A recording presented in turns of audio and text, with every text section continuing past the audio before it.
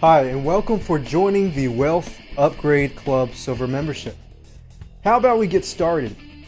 Like most people, I bet you're always looking for ways to put more money in your pocket, right? And I assume that you might also be looking to find ways to make even more money through business or through investments. However, you might want to consider this.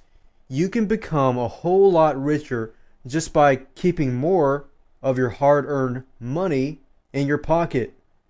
Now, I'm not suggesting that you're going to get rich just by cutting waste.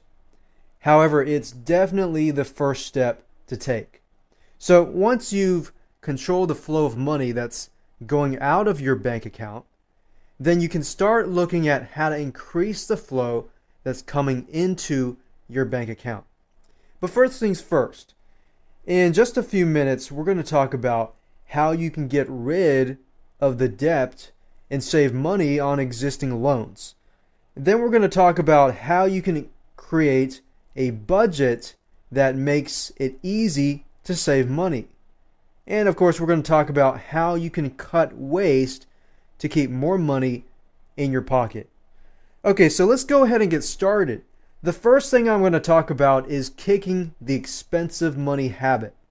Now, you might feel free to use your credit cards to buy whatever you like, but only if you can pay off your credit card bill in full each and every month.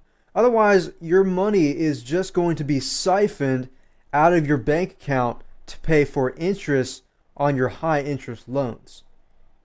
And of course, you might be saying, well, what if I already have credit card debts as well as other debts? Then if that's the case, then you probably want to follow these next 5 steps to get your debt under control. Now, the first step we're going to talk about is you need to stop borrowing. So basically, your first step in coming out from under debt is to stop borrowing and lock your credit cards up someplace safe where you can't easily reach them, or even give them to a trusting family member. Because either way, your point is to make them inaccessible to you when making day-to-day purchases. But, it's still available to you in a real emergency. Now, a quick tip is that you might be tempted to cancel your credit card accounts. However, there is a problem to this. If you do this, especially if in the USA, it can lower your credit score, especially if you've had these accounts for a few years. And that's because your debt ratio drops if you cancel an available line of credit. Now, in most cases, it's better to just stop using the account without officially canceling that account. Now, the second step is you should secure lower interest rates. You see, if you've been a good customer, then some credit card companies may be willing to lower your interest rate, especially if you pressure customer service into thinking that you will transfer your balances elsewhere. So another quick tip is if you can't secure a lower interest rate from your credit card company, be very cautious about using low interest loans. Let me give you a quick example. Using student loans or second mortgages to pay off high interest loans. First, you might incur a fee just for transferring money, as this is the case with transferring between credit cards. Second of all, you don't want to link your credit card debt to your mortgage, as that's really secured by your house. If you default, then you lose your house. In other words, basically, you want to seek out lower interest rates while you simultaneously are working to eliminate your debt without making the situation worse. Now, the second step, you should start by paying off your high interest loans.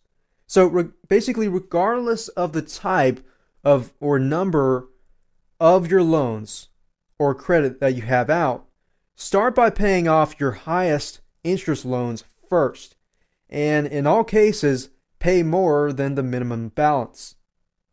Of course, in step 4, you should schedule automatic payments. You see, your credit card companies love tracking all those $30 fees and jacking your interest rates if your payment is even 1 day late. Now, you need to avoid making this mistake by setting up an automatic payments if they're available. And make sure you also do the same for your other types of loans. Now, step 5 is you should seek out cheap money if you need a loan. So, for example, if you do need a loan, then first seek out ways to raise that cash. You might sell something, you do a big promotion through your business, or take on a freelancing job. Because if you can't raise enough money, then and only then seek out low interest loans. A quick tip before we end this particular video is that you should start by asking your friends and family for loans before you start talking to lenders. Now, of course, you want to pay them back, so keep that in mind. And if you don't, then that could kind of create tension. So keep that in mind, but at the same time, if you can and you find a family member that is willing to, lend you some money, then go and ask about that. Because remember, loans have lots of high interest rates, even with low interest rates.